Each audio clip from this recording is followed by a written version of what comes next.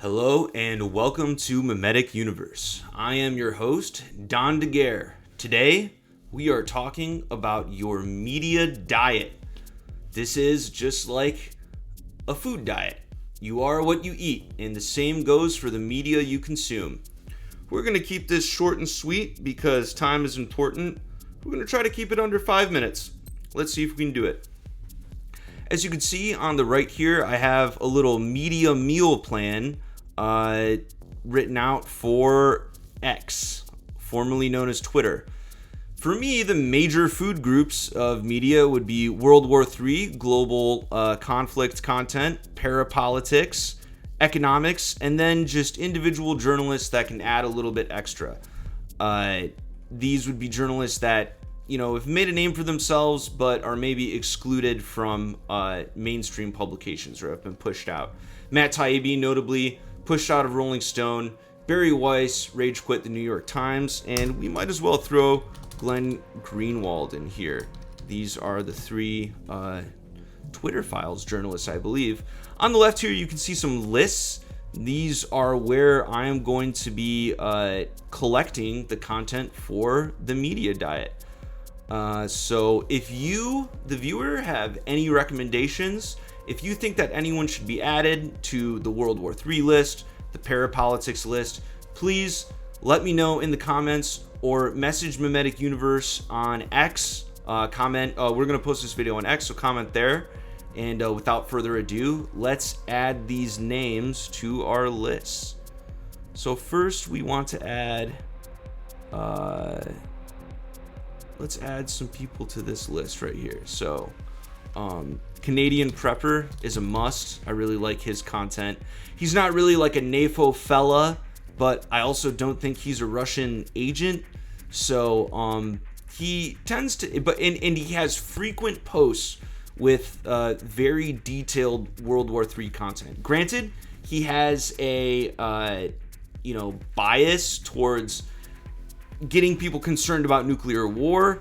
But that's because he sells prepper materials. Regardless, nuclear war is actually kind of a risk. So this guy, I watch frequently. The editors at Memetic Universe, editor-in-chief likes this guy. We'll put him on. Peter Zeihan, okay, that's the second guy I've written down. He's kind of... he likes to make predictions, but he covers... He has a good, let's say, a good breadth of topics. And if you care about geopolitics, if you care about World War III, we might as well see what he has to say. Now, if we get a week or 2 weeks into our media diet and he is making us epistemologically unhealthy or overweight, we can always drop him from the list.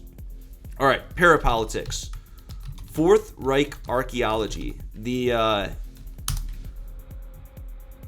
editor-in-chief of Memetic Universe told me to listen to this podcast, and so I've been reviewing it, and I really like it so far. Granted, I think the guys are communists.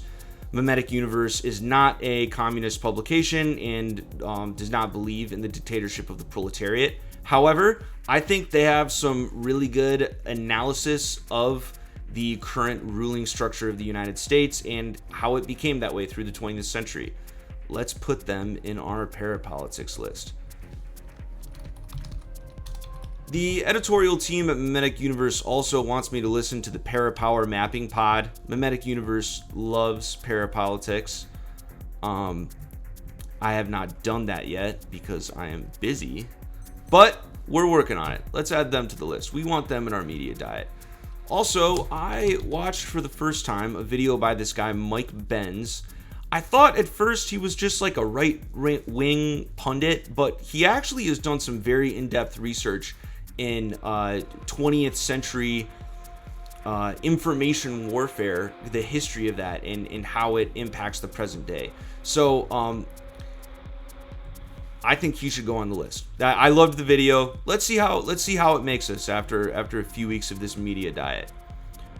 For economics, I only have one thing that I've been reading, and the editors at Memetic Universe love this guy as well. Peruvian Bull. He has an excellent series called The Dollar Endgame.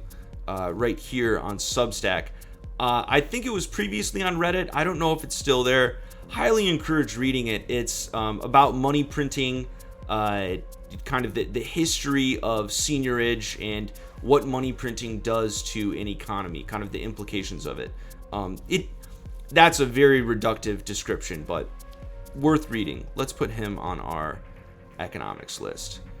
And then finally, let's just throw these 3 individual journalists on. I don't really know what kind of content is going to come out of these guys, what they're regularly posting, but that is what the list is for. We should probably rename the list. Individual journalists is kind of a bad name.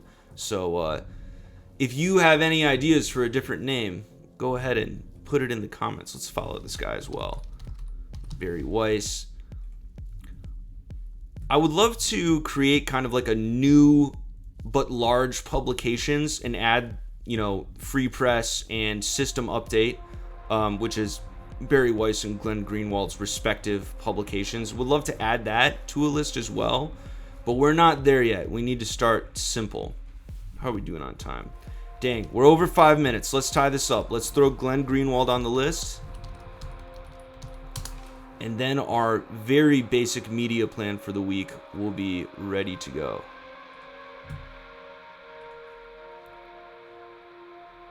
This is a keto media diet. Lean. Meat only, no sugar, baby.